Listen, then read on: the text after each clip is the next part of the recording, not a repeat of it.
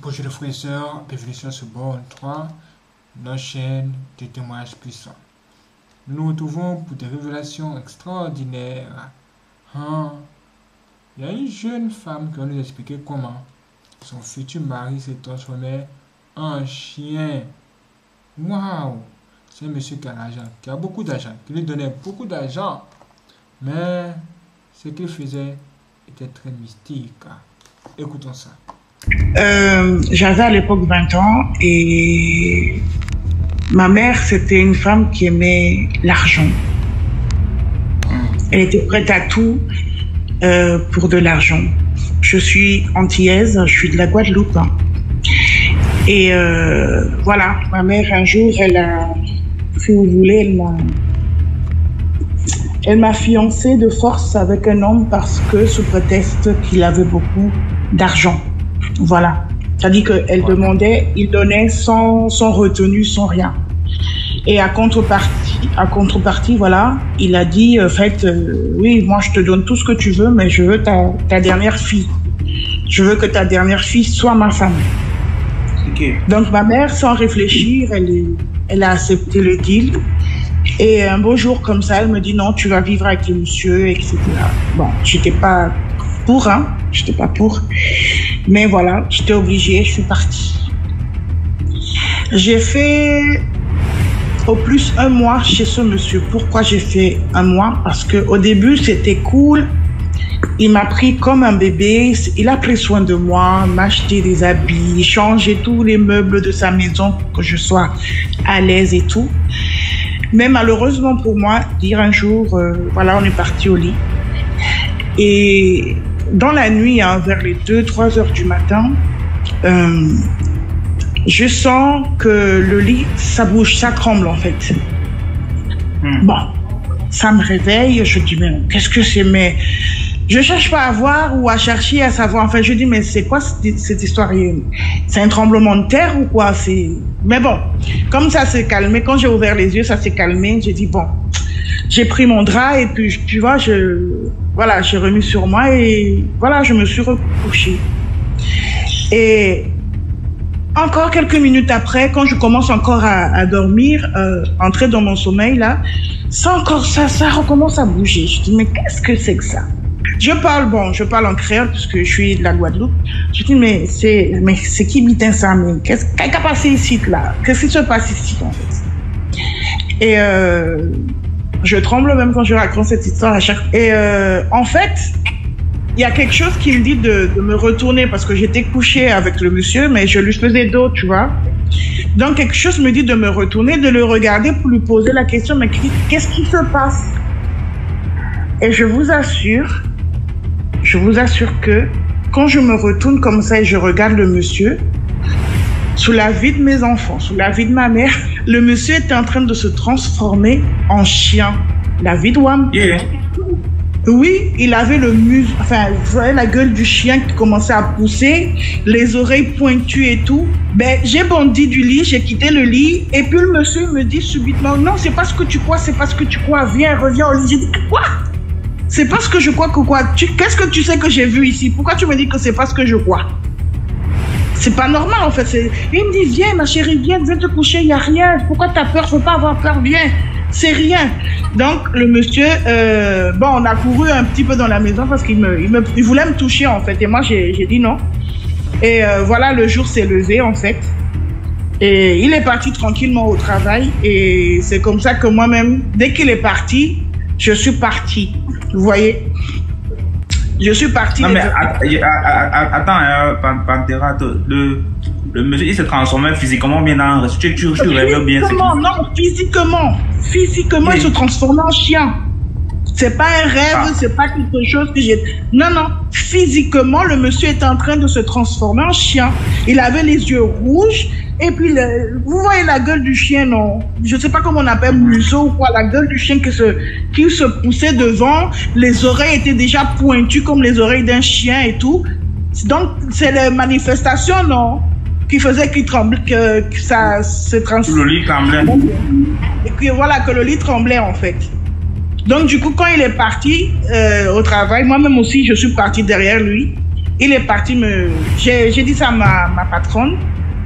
Et ma patronne, bon Dieu, je tremble.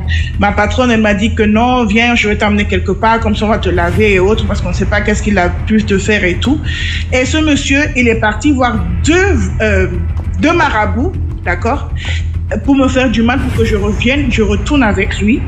Et chance pour moi, je sais pas, les deux marabouts, ils m'ont appelé, ils m'ont dit, ma fille, franchement, il y a tel monsieur qui est venu nous voir me voir pour que je travaille sur toi, pour que tu retournes à la maison. Mais ta lumière est tellement forte que je ne peux pas te faire du mal. Je ne peux pas te faire du mal, mais fais attention à toi parce que tu as une étoile qui brille tellement fort. Fais attention à toi. Je ne peux que allumer une bougie pour que ça continue d'éclairer ta vie, en fait. Donc, c'est pour dire aux mamans, c'est vrai que parfois, il y a la misère, on ne sait pas où donner de la tête, mais ce n'est pas pour autant qu'il faut vendre nos enfants à cause de l'argent. Voilà, à cause de l'argent, ce n'est pas bien en fait. C'est pas bien du tout. Voilà, je vous raconte l'histoire, je tremble de mille feuilles. Donc voilà, c'était... Mais après ça, est-ce que vous avez continué avec le monsieur? Non, non, pas du tout. Pas du tout. Non, je suis partie, c'est bon, hein. C'est pas... Ah non. Mais physiquement, il était en train, je vous jure, il était en train de se transformer en chien. Mais après, tu vois encore le monsieur, ou bien il n'est plus là, il est parti, ou bien c'est comment? Ben écoutez, bon, vu que je suis en France aujourd'hui, je sais pas qu'est-ce qu'il est devenu en fait. Je sais pas, peut-être qu'il est décédé parce qu'il était vraiment plus âgé que moi. Je crois de 40 ans, il y avait 40 ans d'écart entre nous. Hein? Oui. C'est pas une petite histoire. Ça, c'est le viol. 40 ans d'écart, comment? Mais ta maman aussi, c'est la vérité. C'est pas facile, hein? Voilà. Donc ça, c'est une histoire qui m'est arrivée et j'ai plein d'autres histoires, mais je vais quand même descendre pour laisser d'autres personnes monter. Vous voyez ça? C'est vraiment terrible. Déjà, c'est premièrement pour confirmer l'histoire dont vous êtes en train de dire, l'histoire des animaux, que quelqu'un peut en brousse, il chasse et puis tire sur quelque chose. Même ici, chez nous, c'est déjà arrivé à plusieurs reprises. Toujours dans ma petite ville que tu connais.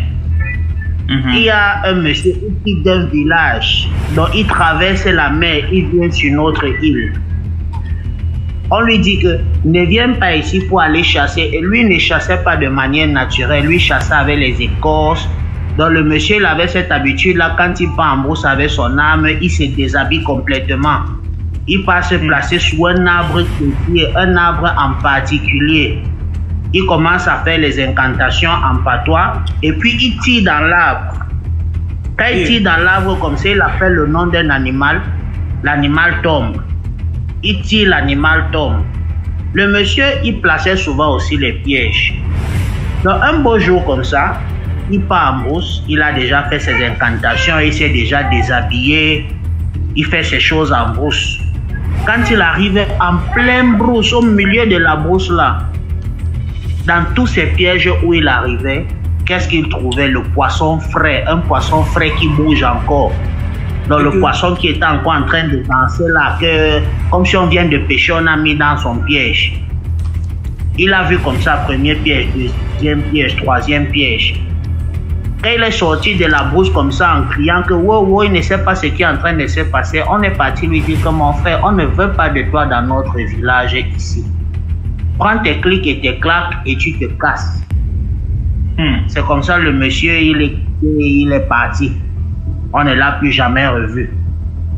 Donc, juste pour confirmer que ces histoires de transformation dans la brousse et tout ça, c'est réel. Nous sommes les Africains et ceux-là qui parfois disent qu'ils ne croient pas en ces choses-là, il faut les avoir vues pour y croire. Je ne vais pas monopoliser la ligne ce soir. J'aurai une histoire plus tard ou un autre jour à vous raconter. Au moins, c'est de 10 à 15 minutes. Tu étais même très bref. Est-ce que tu as monopolisé à répondre à quel moment de la journée? Tu peux raconter une autre histoire si tu as dit.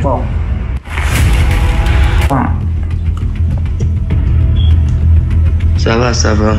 Je vais vous raconter l'histoire mon oncle, quoi, le grand frère de ma maman, il est chasseur et il est pêcheur aussi. L'histoire c'est quoi? En fait, dans notre village, vraiment je suis du sud Cameroun, au sud de l'océan. Dans notre village, c'est que, bref, quand il y a des au village, personne ne doit partir en forêt. Lorsqu'il y a des au village, personne n'entre en forêt. Mais vu que mon oncle là, il partait, c'est un chasseur et c'est un pêcheur. Et chez nous là-bas, on fait la pêche dans la nuit. Tu peux passer toute la nuit en forêt, au lendemain tu peux rentrer sans problème. Mais le souci était quoi? Il y avait un grand-père qui était malade au village. Mon oncle là connaissait que le grand-père était malade. Mais on ne connaissait pas vraiment, son état n'était pas encore tellement critique en tant que tel, comme il voulait rendre l'âme, non. Il est parti en brousse avec son petit frère, mes deux oncles sont partis en brousse, en forêt, pour aller pêcher. Il était parti un samedi pour aller pêcher, pour rentrer le poisson dimanche matin pour aller vendre les gens qui sortent de l'église là. Et aux environs de minuit, parce qu'à l'époque là c'était le tam-tam. Quand quelqu'un mourait au village, comme il n'y a pas de téléphone, c'était en 2000. Il n'y a pas de téléphone, tapez au tam-tam pour que vous réveillez, pour signaler qu'il y a des au village, quelqu'un vient de Angolam, ils ont pas créé qui vient de Angolam. Étant en forêt, mes oncles là ont compris le son du tam-tam qui résonnait du village. Ils ont regardé qui m'aide. Mais voilà le son du deuil, qui sont en train de signaler un deuil, mais qui est resté moureux au village. Étant donné qu'on a laissé le jeu là, il était encore vraiment, il parlait normalement, mais qu'est-ce qui s'est passé? Quelques minutes après, il voit, lorsque tu tends les hameçons, les cannes à pêche, ils se retrouvent au bord de la rivière. Ils allument leur feu, ils commencent à faire les petits trucs à manger là. Quand l'aîné, le grand frère de ma maman, quand il lance les yeux vers la rivière en haut, il voit comment il y a une lumière qui est en train de flotter au-dessus de l'eau. En venant vers eux, il tapote son petit frère, regarde ce qui se passe là-bas en haut. Au fur et à mesure, la lumière ne fait qu'avancer vers eux. Et après, ils se rendent compte que c'est la lumière des bougies. Il y avait 4 bougies qui étaient en forme d'un rectangle. En forme d'un cercle, non. Ils se sont arrêtés, ils se sont serrés les bras. Regarde, ici là, non. Ce qui va arriver. La lumière là flottait au-dessus de la rivière, au-dessus de l'eau. Il voit comment un cercle est en train de flotter au-dessus de l'eau. Ça les a traversés. C'est passé devant eux. Il y avait une voix qui sortait. Moi voici qui paie, sans soutien. Moi voici qui paie, quitte-moi voici qui paie. La voix d'une personne, mais le cercle est en train de flotter dessus de l'eau comme une babouche, non? Comme une babouche dessus de l'eau qui flottait, avec une voix qui venait derrière. Moi voici qui paie, moi voici qui paie, moi voici qui paie. Et il était, parce que quand il racontait ça, que c'était quand il regarde la montre, il était 1h. Après la voix, après la chanson là, il comprend dans l'eau comme quelqu'un marchait dans l'eau, tchungoum, tchungoum, tchungoum, tchungoum. Je dis, mais la fête là, ce n'est plus amusement. Il commence à réfléchir, est-ce qu'on va rentrer maintenant ou bien attendre le petit matin? Il faut partir le matin. Il commence à se poser des questions. Et entre temps, le son du tam-tam est en train de résonner au village. Parce que même mon grand-père s'était levé le jour là, la nuit là, pour aller au lieu du deuil avec certains des patriarches du village là. Mes oncles là ils sont encore en forêt, ils comprennent comment le son est en train de passer. Mais qui tape. En fait, et là-bas, ce sont les initiés qui frappent le tam-tam là. Pour signaler le son qu'il y a un deuil, il y a quelqu'un qui vient de rendre l'âme. Le matin, on s'apprête pour aller à l'église. Subitement, on les voit arriver. En train de transpirer. Mais comment vous transpirez le grand matin comme ça? Qu'est-ce qui s'est passé? Vous êtes seulement en train de courir. Ils disent non, ce qu'ils ont vu là-bas, en brousse, ce n'est même pas expliqué aux gens. Quand leur père les demande que vous avez vu quoi en brousse, il dit que, étant en brousse, on a suivi le bruit le son du tam-tam ici. Et qu'est-ce qui s'est passé? On dit que le papa, je ne sais pas si je peux citer son nom, non. On dit le grand-père là a rendu l'âme hier. On dit merde. Ils disent merde. Donc c'est lui qui nous a dérangé là-bas toute la nuit. Ils n'ont même pas pu pêcher grand-chose. Quand le père les demande, que il faut se déranger comment? Il commence à raconter maintenant toute l'histoire après ça va faire 2 visites de pêche. Il s'est préparé pour aller faire la 3e visite aux environs de minuit, 1 heure. Il voit comment un cercueil a été en train de flotter au-dessus de l'eau avec 4 bougies. Chaque bougie était placée à l'extrémité du cercueil.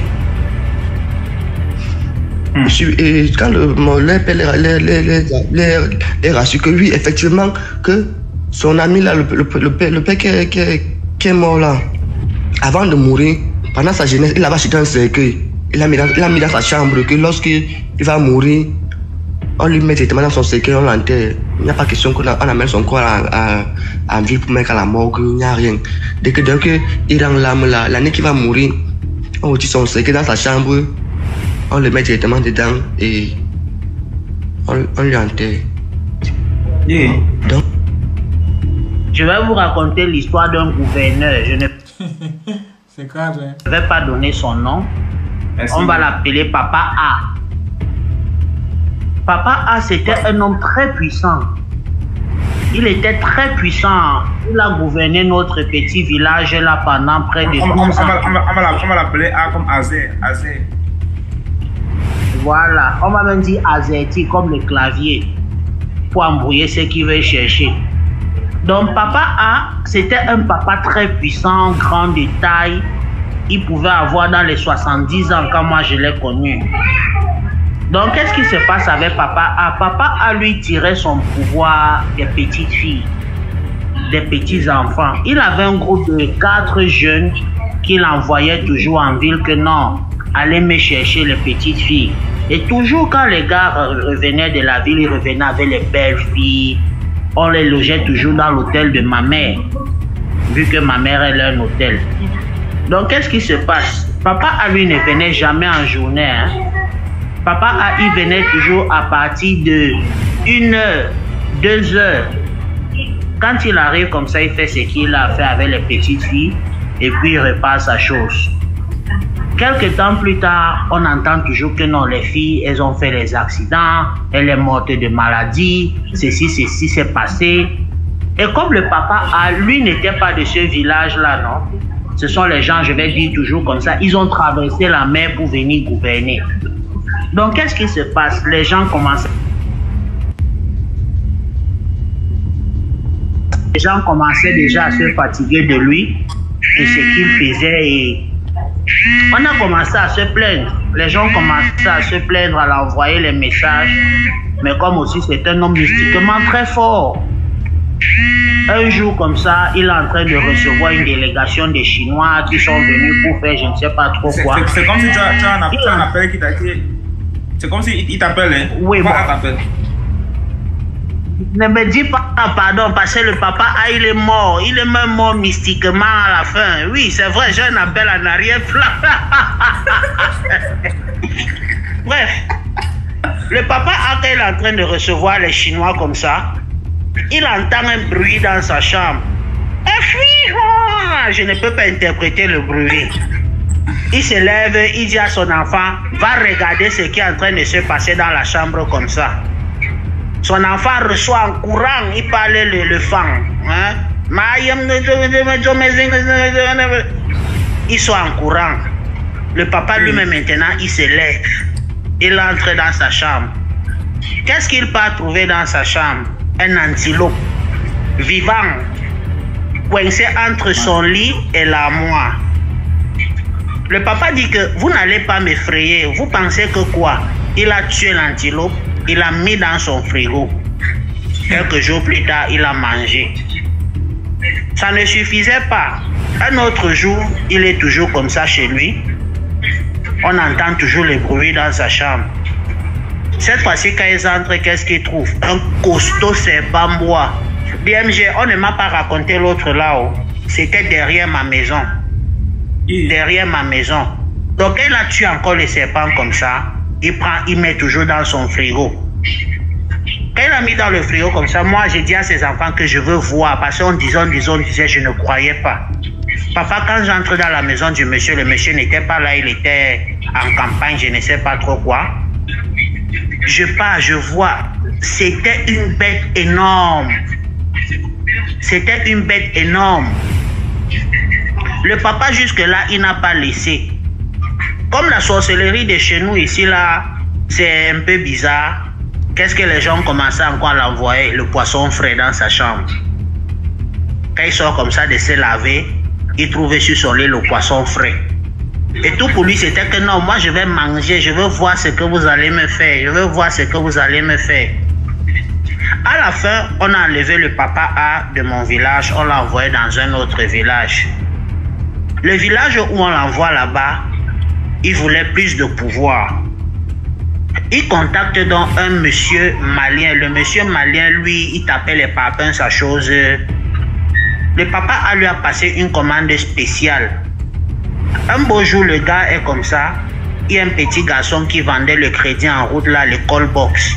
Il dit au petit garçon, petit, viens me donner le crédit. Et puis tu vas passer chercher l'argent à la maison tout à l'heure, vers les 15h, 16h. Effectivement, plus tard, le garçon part chez le malien. Il colle la porte. Coco, grand, c'est comment? Tu ne veux plus me donner mon argent du crédit là?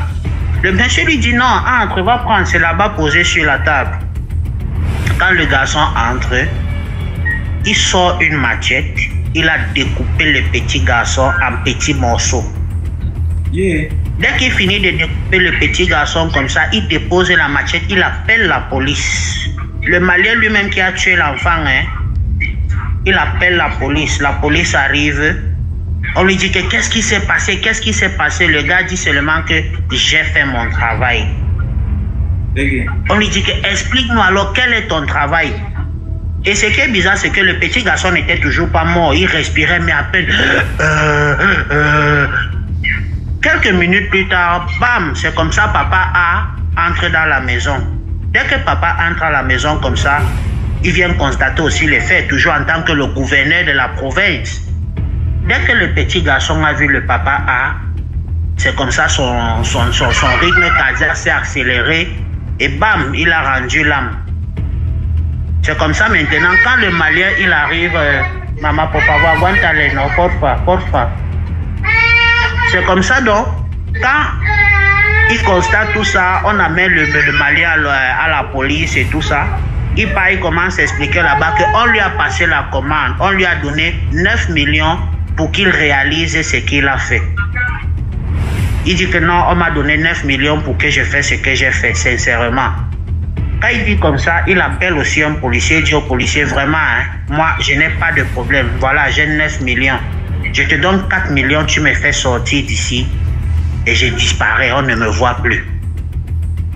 Effectivement, le lendemain, le malien, il a disparu de la prison.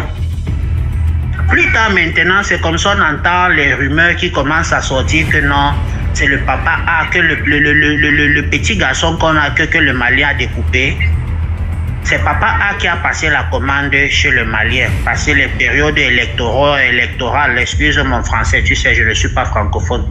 Donc la période électorale avait déjà commencé, donc le monsieur, il cherchait comment se faire élire avec le plus de voix possible. Apparemment, c'est ça qu'on lui avait demandé dans son cercle, truc là. Apparemment, le petit aussi, maintenant, il était tellement bien préparé parce que sa maman aussi, elle ne dormait pas. Que non, on a pris mon fils pour faire ceci, cela. Non, non, non, moi aussi, je vais montrer la maman, elle a marché spirituellement. Elle a marché. Et c'est comme ça, un beau jour, on arrive, on nous dit que papa est décédé. Comment est-ce que papa est décédé? Il a commencé à crier seul dans sa chambre. Que non, ce n'est pas moi qui t'a tué, ce n'est pas moi qui t'a tué. Ceci, cela a commencé à beaucoup parler. Et puis on est venu le trouver comme étranglé, avec le sang qui sortait de la bouche, du nez, des yeux et tout ça. Papa c'est comme ça, il est décédé.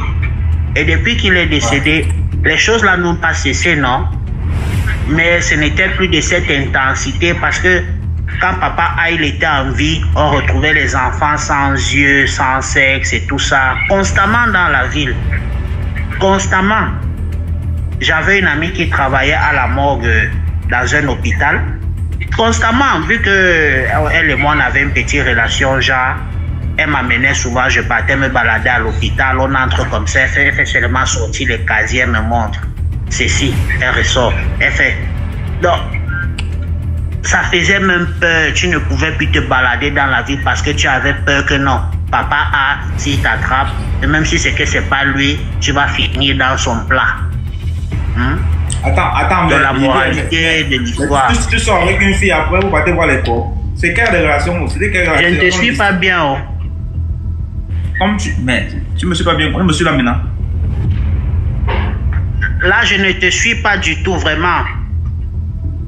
Ah, sûrement comme tu as aussi. Je vais descendre. Ok. Je vais descendre, je coupe. Peut-être c'est mon son qui dérange, je sais pas, mais je n'entends pas ce que tu dis là. Oui. Mais plus ou moins, c'était ça l'histoire.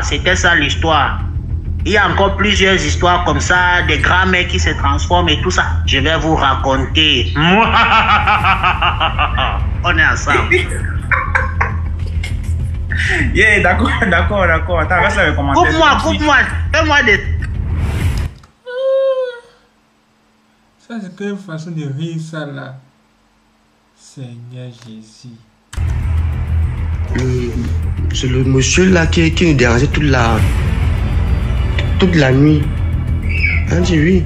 Tellement qu'on vous parle que vous ne faites pas ceci, mais comme vous voulez vous avant d'accepter. Le père a dit moi je ne pourrais rien faire.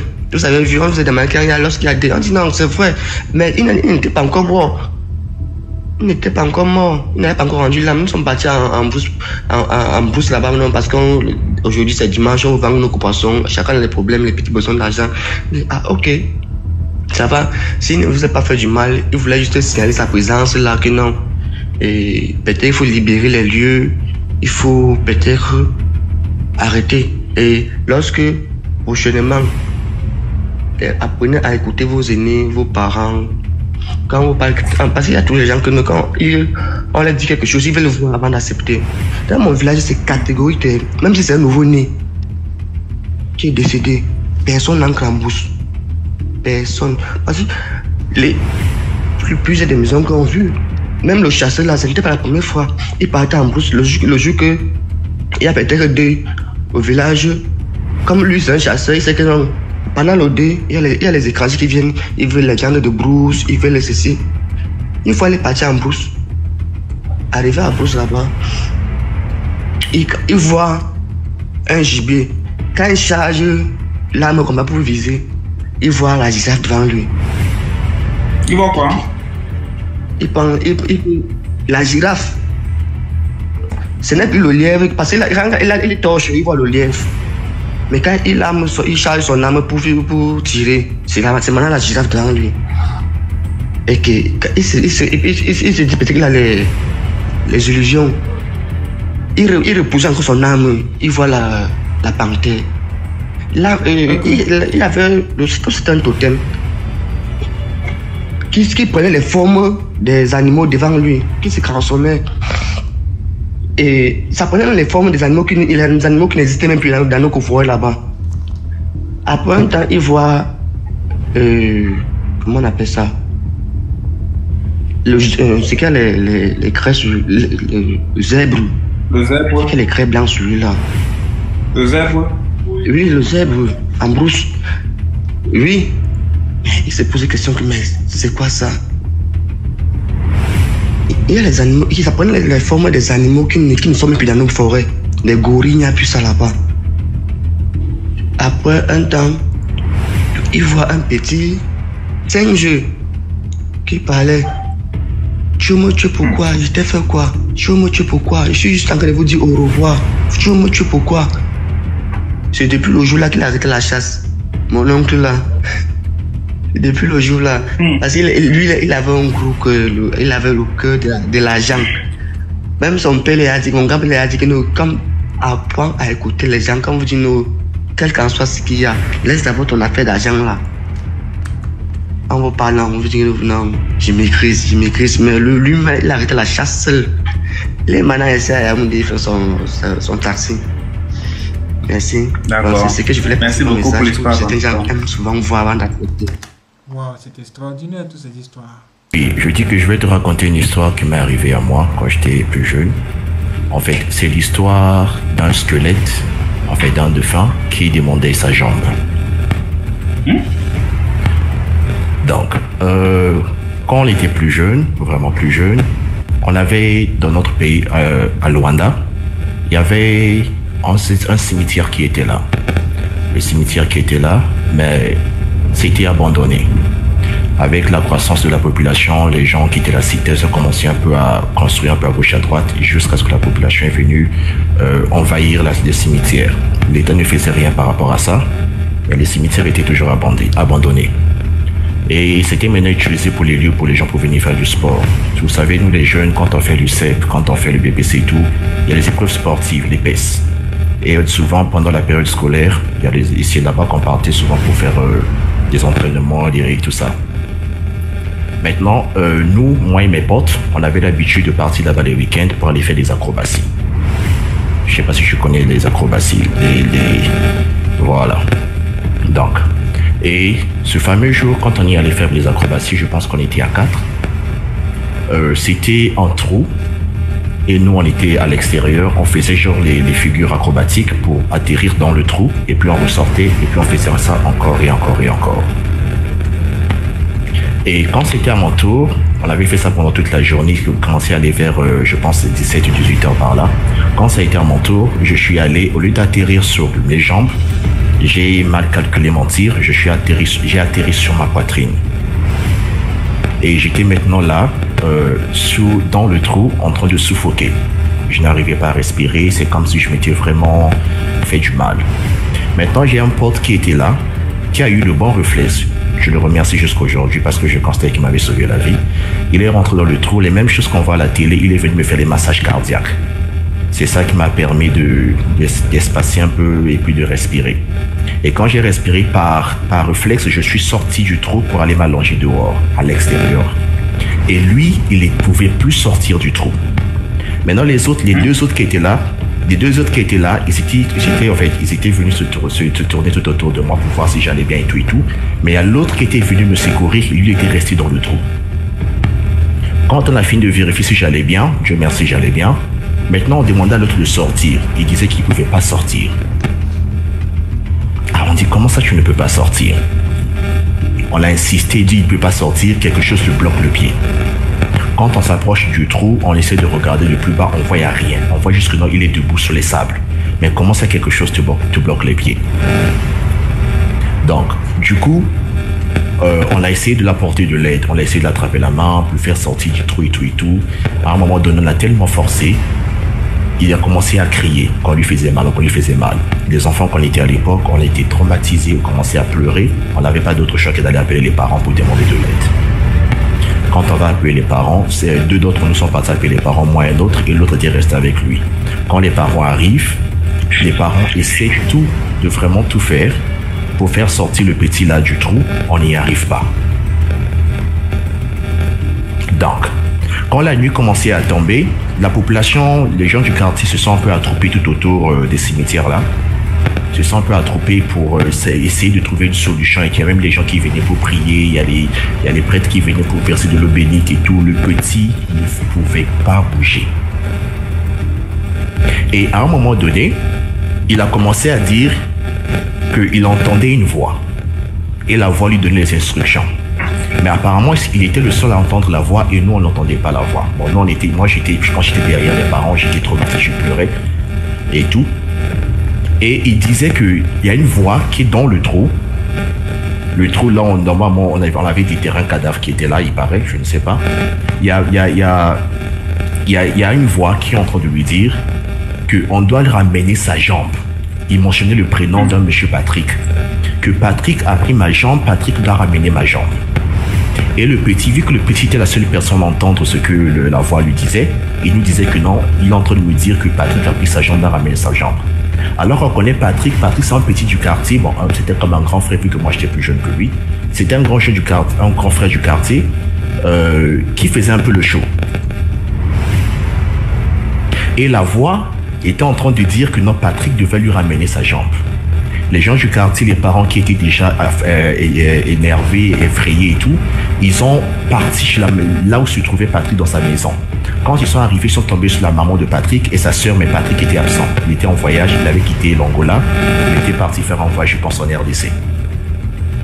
Donc, ils sont revenus, ils ont dit qu'ils n'ont pas trouvé Patrick. Le petit dit que la voix lui dit que Patrick a pris sa jambe, a mis sa jambe sous son lit, dans son sac, emballé dans un sachet. Précision par précision. La population affolée se sont levés, ils sont partis dans la maison de Patrick, dans ses appartements privés. Ils sont allés sous le lit, ils ont retrouvé le pied du squelette, genre le squelette au niveau de la jambe. Sous le lit de Patrick. Ils ont commencé c'était vraiment un affolement, je ne peux pas t'expliquer. Ceux qui étaient les plus courageux, ils ont porté la jambe là, je pense que c'était les parents du petit, ils ont transporté cette partie du squelette là, ils ont ramené ça dans le trou et ils ont jeté ça dans le trou. Quand ils jettent ça dans le trou, c'est à ce moment exact que la jambe du petit a été libérée et il a pu sortir du trou. Et quand on a essayé de chercher Patrick jusqu'aujourd'hui, Patrick est nulle part. Il a disparu. Je ne sais pas si ses familles l'avaient averti et de ne plus revenir ou juste peut-être quelque chose lui avait arrivé, on ne sait pas. Mais en gros, c'était un peu ça. Mais après, vous avez continué à faire les acrobaties dans le trou là. Moi, j'avais pu continuer. Non, on avait vraiment arrêté. C'est parce que ça avait attroupé toute la population et les gens étaient quand même assez informés de ce qui s'était passé. Et il y a même les gens qui partaient pour faire leurs répétitions de l'épaisse, leurs entraînements là-bas, ils ont arrêté. C'était complètement fermé. Je pense que le chef du quartier avait interdit toute activité là-bas. Et moi, vu que j'avais mal atterri, j'ai failli mourir. J'ai suffoqué en fait. J'ai arrêté cette pratique-là. Mais donc, c'est un peu ça. C'est un peu ça.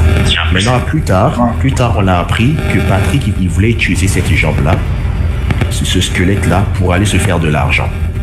Bon, ça, ce sont juste des théories. Donc, le cas comme là, si c'est toi, tu avais continué l'IMG. Il y a des gens, des gens qui font des trucs, ils meurent. Donc, ils voient des gens mourir sur place et continuer. Je me pose la question. Si c'est un endroit où on veut tout de voir. Cette histoire se passe en Martinique, d'accord? Alors, il y a une fête il y a quelques années. Et cette fête-là se faisait au pied d'un morne. Un morne, c'est une petite montagne. D'accord? Au pied d'un morne. Et la fête battait son plein. Il y avait pas mal de personnes. Et tout le monde était content. Il y avait une ambiance très chaleureuse. Et d'un coup, nous avons tous vu une femme magnifique arriver. Mais elle était belle. Une femme comme il y en a très peu. En fait, j'aime pas dire ce nom-là, mais ici on dit des mulâtresses. Des espèces de métisses là, avec de super longs cheveux, etc. Enfin ici, je dis en Martinique, on dit ça, voilà, des mulâtresses. eh bien, elle s'est mise à danser avec plusieurs personnes, avec des hommes, bien sûr, parce que tout le monde la regardait. Et elle s'est mise à danser. Et à un moment précis où elle dansait avec un homme, elle a lâché ses longs cheveux et ses cheveux sont tombés, sont arrivés à ses pieds. À ce moment, tout le monde a vu des pattes. Je ne sais pas si c'était de cabri ou de bœuf.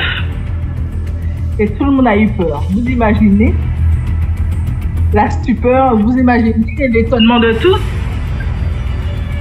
Tout le monde a pris peur. Alors quand on a vu cette femme, on a été surpris. Quand on a vu les pieds de cette femme, les pattes plutôt de cette femme, on a été surpris.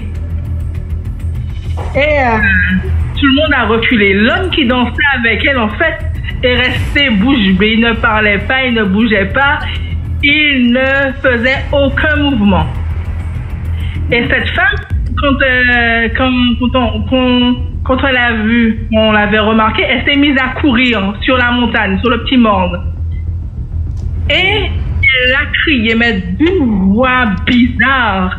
En créole, ça dit moins couillon les autres, moins couillon les autres. Mais la voix était spéciale, ça veut dire je vous ai trompé, je vous ai eu en fait. Mais la voix était, je sais pas comment décrire ça. La voix était tellement spéciale qu'elle était effrayante, parce que c'était effrayant. On avait tous peur, bien sûr, mais sa voix, en disant ces mots, je vous ai trompé, là c'était la cerise sur le gâteau. Et avant de continuer, je sais pas. Le roi te dit ça? Wow. En fait, j'ai une histoire à raconter, je sais pas si c'est possible. Oui, vas-y, c'est pour ça qu'on est ici, non? Voilà. Bon, c'est ma première fois d'être ici. Bon, je vous suis depuis un très bon moment, physiquement, spirituellement également. Voilà, bon, l'histoire que je vais vous raconter, c'est une histoire qui m'a été racontée par une connaissance. Voilà. Ça s'est passé en Côte d'Ivoire. Bon, moi, je suis ivoirien, précisément à Dabo, dans le village de Dabo, pour ceux qui connaissent Dabo. Voilà, c'est une histoire de deux amis. Voilà, il y a un qui s'appelait Kofi et l'autre qui s'appelait Kwame. Voilà, et leur relation amicale, je dirais, était tellement forte que il y a l'autre qui a dit à l'autre, je sais pas si vous me comprenez, il y a l'autre qui a dit à l'autre que si jamais l'un d'entre nous meurt, que l'autre revient dire à l'autre ce qu'il a vu, voilà, ce qu'il y a après la mort en fait. Voilà, et bizarrement, quelques temps après, il y a un malheur qui a frappé, il y a Kofi qui est décédé. Et quand Kofi est décédé, bon, il y a eu l'enterrement, son frère, son ami Kwame a eu mal parce que Kofi est décédé, etc. Mais bon, après, c'est passé. Et peu de temps après... J'espère que c'est pas les vrais noms là-bas, hein? Non, c'est pas les vrais noms, Voilà, c'est pas les vrais noms. Donc, je disais, un jour, pendant que Kwame était au champ en train de travailler, il avait carrément oublié, puisque ça faisait un bon moment que son ami est décédé. Il avait carrément oublié, donc il était tranquillement au champ en train de travailler et Kofi a apparu. Voilà, son ami décédé a apparu. Donc il a vu, là, il a dit, mais qu'est-ce qui se passe? Bon, il a voulu fuir en fait. Donc son ami décédé l'a rassuré en lui disant, non, t'inquiète pas, c'est moi ton ami.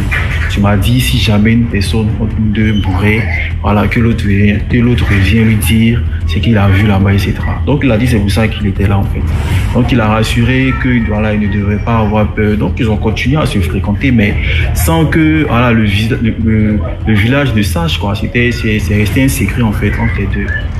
Voilà. Donc son ami décédé en question lui a dit, bon, je vais te montrer un secret. Voilà, je vais te montrer un secret qui va te permettre de voir tous ceux qui sont morts en fait. Voilà, mais le secret, tu ne dois pas dévoiler le secret à quelqu'un. Ça doit rester uniquement entre tous deux.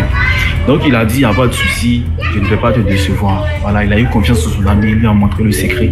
Il lui a montré une feuille qu'il devait mettre dans sa bouche à chaque fois qu'il aura, comment on appelle ça, un dessert. Tu es seulement à l'école primaire, tu es seulement à la matinée ou bien à l'école primaire? Comment? C'est quoi avec les enfants beaucoup de rêves, voilà, tu es c'est le jardin de... Ah non, en fait, présentement, je suis devant le portail et puis il y a des enfants, voilà, juste à côté, raison pour laquelle, quoi. Il est quel là-bas, chaud? C'est vrai que, bon, le décédé, Kofi, voilà, il a dit à son ami, voilà, de ne pas révéler le secret, en fait. Voilà, de ne pas révéler le secret. Donc, il a dit d'accord, pas de souci. Donc, il lui a demandé le secret qui était de mettre une feuille dans la bouche à chaque fois qu'il aura un décès dans le village, à chaque fois qu'il aura un funérailles. Il aura la possibilité de voir tous les morts. Parce qu'à chaque fois qu'il y a des funérailles, il y a des morts qui viennent assister également. Donc, il lui a montré le secret. Et malheur, il y a eu un jour, il y a eu un décès dans le village. Donc, il lui a dit, bon, à chaque fois qu'il aura un décès, tout ce que tu feras, en tout cas, si tu les reconnais, il ne faut pas que tu pleures, en fait. Il faut que ça soit... Voilà, tu te comportes comme si tu ne les ai pas vus, en fait. Voilà, il ne doit pas... Voilà. Donc, il a testé ça une fois. Il y a eu un décès dans le village. Il a testé ça une fois. Mais malheureusement, il a reconnu quelqu'un. C'était son père. Donc, il a vu son père. Il a commencé à pleurer. Son père a su automatiquement que, voilà, son fils l'avait vu. Et puis bon, il est décédé sur le champ, quoi. Donc voilà un peu, bon, c'est vrai, c'est pas assez effrayant, mais bon, je me suis dit pourquoi pas partager ça avec vous. Donc c'est un peu, alors, comme quoi les trucs c'était pas comme un pacte que les gens ont signé. Les trucs de voilà, celui qui m'attend, l'autre va venir faire ça, venir faire ça. C'est un peu comme les pactes. Il faut se méfier de ce qu'on dit à nos amis, à nos copines, à nos copains. Des trucs comme ça, là, c'est pas bon. Voilà, si c'est jusqu'à la mort, c'est jusqu'à machin, celui qui va revenir par l'autre, tu commences à voir comment vous me dites ça. Voilà, donc c'est un peu ce que j'avais Vous voyez ça? C'est grave, hein? Faut pas... C'est pourquoi dans la parole de Dieu nous dit ne vous affectionnez pas aux œuvres infructueuses des ténèbres, mais plutôt condamnez-les. Quelqu'un va te dire, voici une bague, tu mets cette bague là sur ton doigt, quel que soit l'objet tranchant qui va te couper, ça ne te fera rien. Alors que toi, tu sais qu'en temps normal, c'est pas normal. Donc, qu'est-ce qui bloque la blessure? Ou qu'est-ce qui empêche que le couteau ne te blesse? C'est un démon. C'est un démon qui est sur toi. Mais ce démon-là, tu dois le récompenser comment? C'est là le piège du diable. Les choses du diable ont des limites. Méfiez-vous. Je vais raconter une autre histoire qui a toujours un rapport avec le cimetière. En fait, si je peux te raconter des histoires pareilles, c'est parce que j'ai grandi non loin de là où il y avait un cimetière et on a eu à vivre beaucoup d'histoires qui se passaient par là. Alors, cette fois-ci, c'est une dame, comme une sœur dans le quartier, qui travaillait dans un snack. Et les gens lui demandaient toujours, quand tu rentres la nuit, je parle du même cimetière de la dernière fois, ne passe pas par là-bas. Et elle aimait passer par là-bas. Le chef du quartier où on habitait est décédé, on l'a enterré. C'était les périodes de décembre. Elle dit que chaque fois qu'elle passait par là-bas, elle entend les bruits des assiettes au cimetière. Les gens lui disent ne passe pas par là-bas. Elle a continué de passer par là-bas. Une nuit, pendant qu'elle passait, elle a vu les lumières comme s'il y a la fête au cimetière. Elle entend les bruits des assiettes et des maniocs comme si les gens mangent. Elle a entendu la voix du chef qui est décédé, qu'on avait enterré, qui l'invitait. Je ne donne pas son nom, je donne un autre prénom. Jean Blanche, viens manger. Elle a démarré en courant. C'est maintenant qu'elle court. Alors, lui avait dit ne passe pas par là-bas. Elle n'avait pas peur. Elle a couru. Elle arrive au quartier. Quand il y a la première maison, elle dit le chef m'a appelé manger au cimetière. Le chef m'a appelé manger au cimetière. On lui a dit on t'avait dit. L'histoire de passer au cimetière la nuit là, on vous a toujours dit ce n'est pas bien. Tu as vu ce que tu cherchais là-bas. Elle a abandonné son travail au snack. Elle n'allait plus travailler la nuit. Donc voilà mon histoire. C'est une histoire qui m'était narrée par ma mère. C'est celle de sa cousine. Du coup, elle vivait encore à Douala avec ma mère, je crois, c'était dans les années 2000, un truc comme ça. Et après, elle a voulu aller à Douala pour se chercher en quelque sorte.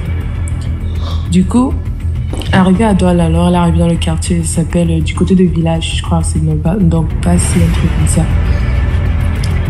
Arrivée dans là-bas, elle trouve une chambre salon moderne, tout ça. Mais cette maison appartenait à un vieux et une vieille, genre. C'était un couple de 2 personnes âgées. qui avait eu un fils. Le fils est mort, je crois, il avait 23 ans ou un truc comme ça. Du coup, ma tante, du coup, elle a ménage dans la maison, tout ça, ça se passe bien. Du coup, les 2 premières nuits où elle dort, elle a la visite d'une souris dans sa chambre. Genre, la souris est en train de l'arranger le pied, genre le gros orteil, tu vois. La souris est en train d'arranger le gros orteil. Du coup, elle se lève en se sautant que, ouais, c'est quoi ça? Elle se voit qu'elle a été blessée. Elle dit ok, sûrement, j'ai dormi, j'ai marché un truc avant de me coucher, ou je sais pas. Elle laisse, elle prend à la légère, elle dit oui, c'est pas grave. Du coup, basta. Une autre fois encore, un autre jour encore, elle dort. Et elle se réveille, se rend compte qu'il y a une souris qui dort à côté d'elle. Genre, il y a une souris qui est venue dormir juste à côté d'elle. Elle se lève, elle se saute, elle dit, mais elle pousse la souris part. Elle dit, mais ok, qu'est-ce qui se passe là? Ça commence à être bizarre. Du coup, elle part donc voir un guérisseur, un marabout. Et le marabout lui dit que non, il y a sûrement un homme qui vient te rendre visite toutes les nuits. Ça doit être ton bailleur, les trucs comme ça. Du coup, le mec lui demande d'aller cueillir les arbres de paix, du sel, de l'huile rouge et un œuf blanc. Je sais pas l'œuf de quoi c'était. Du coup, la femme, elle arrive. Après, elle appelle ma mère, elle explique à ma mère que ouais, c'est comme ça, je suis là comme ça, il y a des souris qui viennent me rendre visite et tout ça. Et je suis allée voir un marabout, il m'a conseillé ça et ça et ça. Comme ma mère, elle est croyante, elle dit non, les trucs comme ça, moi, j'aime pas. Du coup, pour te protéger, moi, je te conseille de prendre de l'eau, de bénir cette eau avec du sel et de le verser dans ta chambre. Ma tante te dit ok, je vais donc faire ce que tu as dit et là, on va voir après.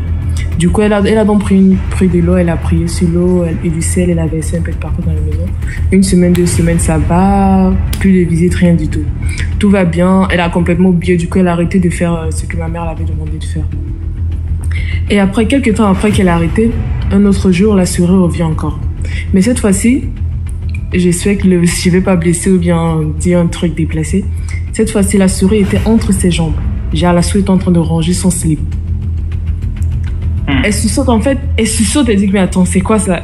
D'un côté, elle aimait bien, je vais pas dire des trucs bizarres, mais elle aimait bien. Elle aimait bien. Vu que dans sa tête à elle, c'était qu'elle faisait un rêve qu'elle était en train de faire genre l'amour avec son mec, tu vois. Mais dans la réalité, c'était une souris qui était en train de l'arranger le slip quoi entre ses jambes. Elle se lève et crie. Ne rigole pas, tu vas me faire rigoler s'il te plaît. Parce que je vais mourir de rire, je te jure. Du coup, elle se lève, mais elle dit attends, mais c'est quoi ça?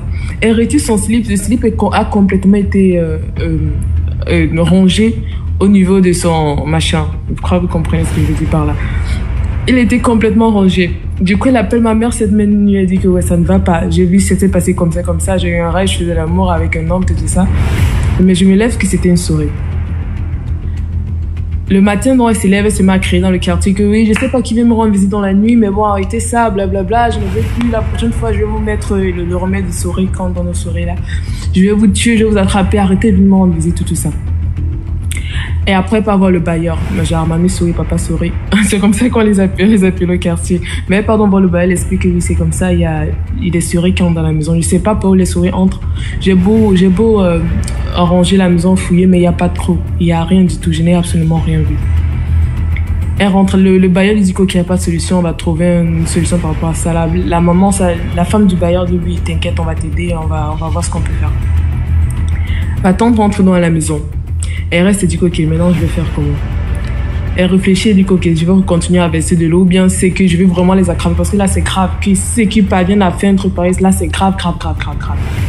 Le soir, donc, elle essaie de piéger la souris, genre avec les trucs elle met le poisson fumé avec le remède contre les souris, elle mélange, elle met ça un peu dans les coins de la maison, tout ça. Elle dort. Et après, la souris revient encore. Mais cette fois-ci, ce qui était bizarre, c'est que la souris est venue, il s'est couché au niveau, entre ses... Tu vois la fonte qui est au niveau des seins, là. Il s'est couché entre ses seins, genre, calmement. Maintenant, dès qu'elle ouvre les yeux, elle voit, genre... Je ne vois pas. Quand tu me dis, je ne vois pas. Genre, juste sur la fonte des seins. Ah ouais, t'es terrible, je te jure. Au niveau de la fonte de ses seins. Et dès qu'elle ouvre les yeux, elle pousse la souris, elle crie encore non de Jésus. Mais qu'est-ce qui se passe? Et elle se rend compte que quand la souris est partie, la souris a laissé genre un paquet de billets attaché avec un fil rouge. Genre sur elle. La souris lui a laissé de l'argent. Elle se lève mais elle dit attends, c'est quoi ça? Elle ne veut pas toucher l'argent, du coup, elle balance l'argent avec... Comme l'argent était sur la couverture, quand elle s'est levée, elle balance ce truc d'argent au sol, elle ne veut pas toucher. Elle appelle encore ma mère dit qu'elle a... Je sais même pas ce que je vais te dire. Parce que je sais plus trop... Ça commence à être mystique et ça me dépasse. Essaie d'aller voir un prêtre qu'on vient prier chez toi et tout ça. Elle part donc voir un prêtre pour quand un prêtre vient prier chez elle. Arrivé, la bailleresse et le bailleur dit que non, elle n'accepte pas ça dans les maisons. Que non, soit elle change de maison, soit non. Elle ne veut pas les trucs comme ça, les prier dans sa maison, ça ne les plaît pas du tout. Maintenant, elle dit qu'ok, il n'y a pas de souci. Elle quitte alors, elle part faire 2 jours à Yaoundé chez ma mère, elle reste là-bas pour voir comment elle va faire. Parce qu'elle ne sait pas ce qu'il faut pour déménager et trouver notre maison, ça va la prendre énormément de temps. Elle dit qu'ok, elle va donc trouver une solution. En attendant, elle va revenir du côté de Yaoundé. Elle quitte chez ma mère, retourne à Douala, chez elle. Arrivée donc chez elle, maintenant, la nuit qui arrive, ce n'est plus une souris, mais c'est 2 souris qui viennent la rendre visite. Mais cette fois-ci, elle ne dormait pas, tu vois. L'argent que la première souris l'avait laissé, c'était toujours au sol parce qu'elle n'a même pas touché. Elle se rend compte qu'il y a une autre souris qui est venue et cette souris veut prendre cet argent. Et maintenant, l'autre souris est encore en train d'empêcher la souris, en train de vouloir prendre. En fait, c'était déjà une bagarre de souris contre l'argent qui était au sol. Elle voit 2 souris qui sont en train de bagarrer pour de l'argent. Elle commence à crier, les voisins qui étaient à côté de sujet se sont dit que c'est quoi, elle dit que venez regarder ce que moi je suis en train de voir aussi. Dès que les voisins arrivent, ils voient comment les souris sont en train de se chamailler pour le billet d'argent. Et après, pap, ils entrent dans un trou. Le trou, ma tante n'avait jamais vu ce trou de toute sa vie. Elle ne savait même pas qu'il y avait un trou juste au chevet de son lit. Elle ne savait pas du tout. Les gens commencent à crier que oh, sorcellerie, machin, tout ça. Ma tante dit qu'ok, non, là maintenant c'est fort. Elle part encore revoir le marabout. Le marabout dit que oui, mais je t'avais demandé de faire ça et ça et ça, mais tu ne l'as pas fait. Elle dit que non, maintenant là, je veux un truc genre Terminator. Je veux un truc qui va directement les tuer cette fois-ci. Genre, c'est la mort en fait. Elle ne veut même plus, genre, elle va les capturer. Elle veut juste les tuer. Le marabout la donne maintenant une petite cage. Il dit qu'ok, pas. Tu mets l'huile rouge, le miel et quelques petits trucs de bonga, de poisson fumé et tu déposes ça là. Et avant de dormir, tu fais ta prière, tu accroches les arbres de paix sur la porte centrale, sur la porte de ta chambre. Et il lui a donné une poudre, genre un truc blanc, qu'elle a mis tout autour de son lit. Ma tante s'est donc couchée. Maintenant, aux environs de 3 heures, un truc comme ça, elle s'est réveillée par le bruit des souris qui fait gna gna gna gna, c'est pas trop quoi, genre le bruit des souris quoi. Elle ouvre les yeux, elle descend, elle voit qu'il y a une souris qui était attrapée dans la cage. Et une autre souris qui était à côté de la cage, qui était en train de crier, qui fait le bruit des souris en fait. Elle crie donc que le tout s'est juste attrapé. L'autre souris se met à fuir. Elle reste, elle dit que le tout s'est juste attrapé, on va voir ce qui se passe. Ça n'a même pas fait genre 2 heures de temps. Il y a quelqu'un qui est venu frapper sur sa porte. Parce que la première porte qu'ils avaient, c'était en tôle, genre la barrière elle était en tôle. Il y avait une première barrière, maintenant il y avait chaque porte pour chaque locataire. Du coup, quand on frappe à la porte, parce que la clé de la barrière, en fait, le bailleur n'avait pas la clé de la grande barrière. Il avait juste la clé de la maison de ma tante. Du coup, elle entend quelqu'un frappe à la porte de tôle. Il frappe, ouvrez. Personne ne sort. Donc, il est 4, 5 du matin, tu viens toquer chez quelqu'un. Je peux pas sortir, en fait. Personne ne sort. Ma tante n'allume pas le nez. Personne n'allume. On entend, il frappe. Et maintenant, il y a les voisines qui commencent à communiquer par groupe WhatsApp. Le groupe WhatsApp de la cité dit que vous entendez ce que j'entends, il y a quelqu'un qui frappe dehors. On dit oui, mais ça peut être un voleur ou un truc comme ça. Une autre colocataire dit que non, ça peut être quelqu'un qui a besoin d'aide, tout ça. On dit que ok, tu peux pas t'ouvrir. Hein.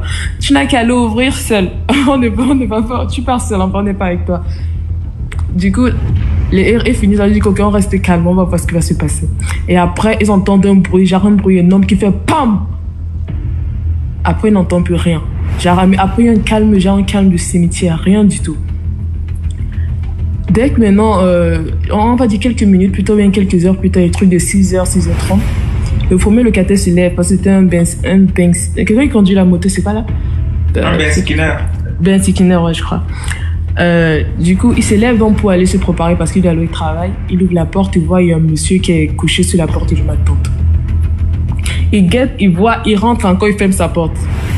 Il dit que non, je viens de voir un truc noir couché au sol là-bas.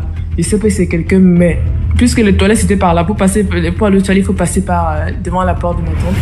Il dit que j'ai vu un truc là-bas dehors que je n'ai pas envie d'aller seule encore regarder. Sa femme peureuse comme lui, elle dit que ok, moi pareil, je veux pas le regarder. Alors regardez dans l'ensemble.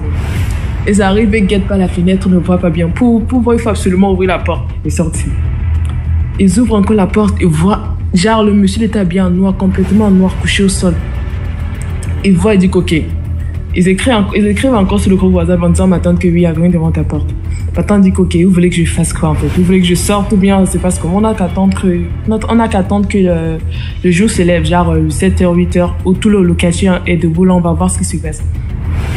Et reste dedans. Tout le monde est à la maison, personne ne ouvre sa porte pour sortir pour voir qui est couché devant la porte de ma tante. On reste genre 7h du matin.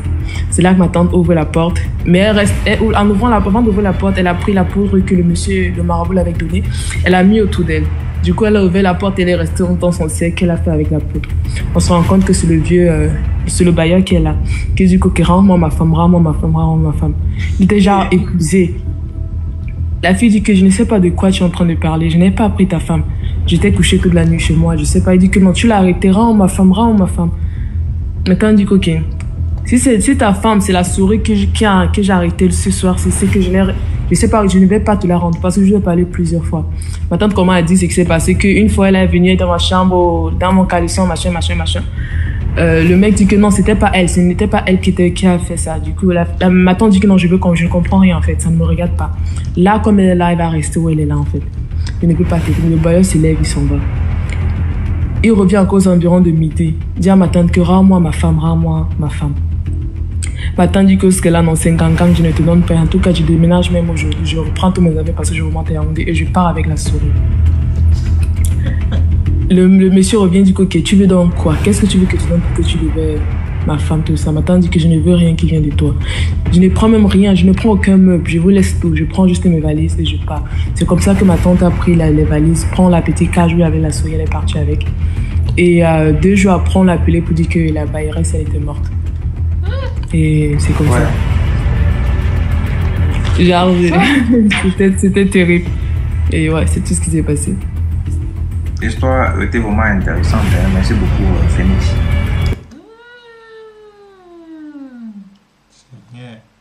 Je vais venir raconter l'histoire d'une jeune sœur. Elle était en classe de première. Donc, c'est comme ça, pendant le sport fait à l'école, elle a senti une douleur au niveau du genou. Voilà. Et de plus en plus, la douleur, ça sentit au fait. C'est comme ça que ses parents l'ont amenée à l'hôpital. Arrivé à l'hôpital, après plusieurs radios, ils n'ont rien vu. Maintenant, ils ont dit, bon, puisqu'à l'hôpital, on ne voit rien, on va essayer d'aller chez les Noirs. Ils sont allés chez les Noirs. Arrivés chez les Noirs, on lui disait, c'est un serpent mystique au fait que tu as au pied. Attends. Aller à l'hôpital, ça ne donne pas chez l'hôpital parce qu'il n'y a pas le noir là-bas. Quand tu dis chez les noirs, c'est qui? Chez les marabouts ou bien chez les...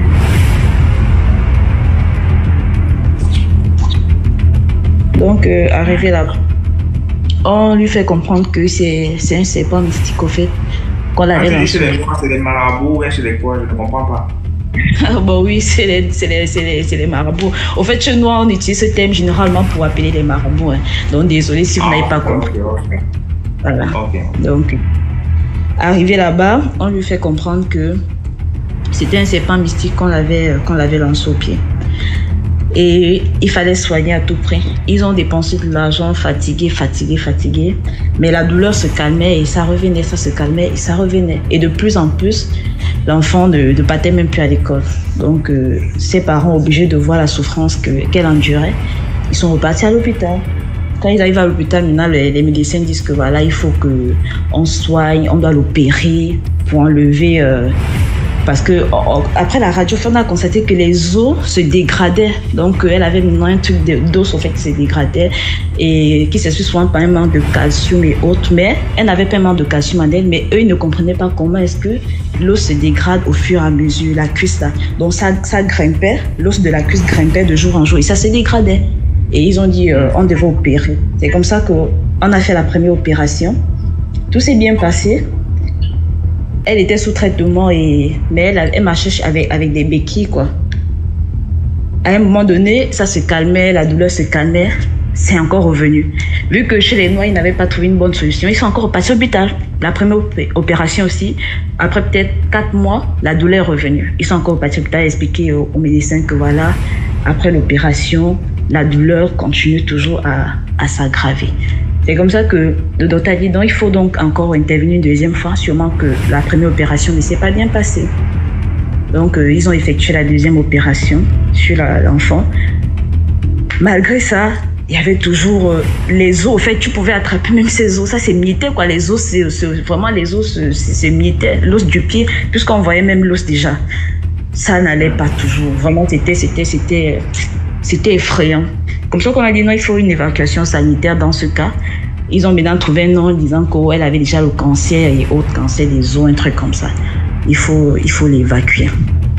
Et la petite, chaque fois que elle allait quelque part, même si elle va au marché sur ses béquilles, il y a toujours une personne qui l'interpellait, genre ma fille, il faut vraiment beaucoup prier parce qu'on t'a jeté l'esprit de paralysie au corps. Donc si tu ne pries pas beaucoup, tu vas finir ta vie paralysée. Pas une personne, pas deux personnes, pas trois personnes. Les gens lui disaient toujours ça constamment, genre qu'elle marche, prie beaucoup, tu as cet esprit-là en toi qu'on t'a jeté. Donc elle a fait elle a fait 3 années à la maison, elle a même abandonné l'école, donc tu imagines la douleur était tellement grave. Mais elle restait toujours, elle avait toujours une petite voix qui disait dans le cœur que Dieu peut faire quelque chose. Il y a quelque chose qui peut aller. Prie juste, crois en Dieu que voilà, s'il a guéri des gens, il peut aussi le faire pour toi. Donc elle priait, elle restait tout dans la prière. Et de temps à autre, il y avait aussi des frères qui venaient toujours l'assister dans la prière. Mais il fallait urgemment une évacuation sanitaire. Donc on l'a évacuée au Cameroun là-bas. Elle est venue, elle est allée au Cameroun. Arrivée au Cameroun, le médecin, qu'on a envoyé, lui, c'était d'abord pour une chimiothérapie. Arrivé, c'est plus la chimiothérapie, voilà, on lui dit, on va t'amputer carrément la jambe. Elle a craqué, elle dit non, je ne peux pas accepter que vous m'amputez la jambe parce que je ne suis pas venue ici pour qu'on m'ampute la jambe. Si c'est ça vraiment, je préfère mourir. Elle a laissé le médecin avec sa mère dans la salle. Elle a craqué, elle a pleuré. Et c'est comme ça qu'ils ont pris le taxi. Mais en chemin, elle a dit au docteur en face que je ne peux pas, je n'accepte pas qu'on m'ampute le pied. Mais dans le cœur, en fait, elle était perdue. Mais elle disait toujours, Seigneur, je sais que tu peux faire, je sais que tu feras quelque chose pour moi. Elle pleurait, elle pleurait. Et elle a dit à ses parents que moi, je refuse qu'on m'ampute le pied. Je refuse sincèrement. Je ne veux pas qu'on m'ampute le pied. Sa mère et ses parents dépassés. Ils disent que, mais tu veux donc qu'on fasse quoi? Qu'est-ce que tu veux qu'on fasse? Elle a dit non, on ne m'ampute pas le pied. Je préfère continuer mon traitement et mes prières tranquillement. C'est comme ça qu'ils ont fait, je pense, 3 mois au Cameroun hein, d'observation. Elle continuait, elle était toujours dans ses prières, elle était toujours là. Maintenant qu'ils vont pour faire le contrôle, puisqu'il y avait un contrôle qui était prévu, s'il fallait accepter l'opération, arrivé, les docteurs, bizarrement, ils constatent que l'os qui se dégradait, il n'y avait plus rien en fait. L'os qu'on voyait que c'était mangé, il n'y avait plus rien. Subitement, mais la douleur restait encore. On lui a juste donné des antibiotiques, des calmants. Et c'est comme ça qu'elle a recouvré la guérison. Mais elle marchait encore avec les béquilles. Mais au fil du temps, elle a abandonné les béquilles. Donc, mon histoire, en fait, c'est pour interpeller les gens pour dire que dans la vie, parfois, la foi en Dieu est très importante. On peut être face à certaines situations. Oui, la foi, en tout cas, la foi. Oui, papa. Effectivement, la foi est très importante parce que tu peux être face à certaines situations, mauvaises situations. Il faut refuser, il faut avoir l'attitude de refuser cela dans nos vies pour que ça n'impacte pas. On n'accepte pas n'importe quoi, on n'accepte pas n'importe qui. Au fait, même si c'est une maladie, face à une maladie, tu es capable, au fait, parce que Dieu nous a donné la foi, au fait, de marcher sur les serpents et les scorpions. Tu peux être capable de dire non. C'est pas forcément si elle a trouvé sa guérison chez un marabout ou bien chez un docteur. Chacun de nous a une histoire et voilà. C'est pas parce que ma soeur a trouvé sa guérison chez un marabout ou bien chez un pasteur que moi, forcément, aujourd'hui, si je suis malade, je vais trouver ma guérison là-bas. Par la foi que tu as en toi, tu peux également trouver ta guérison sans faire recours à quelqu'un, quoi. Donc, c'était un peu ça ma petite histoire. Merci frère d'avoir regardé cette vidéo jusqu'ici. Que Dieu nous protège.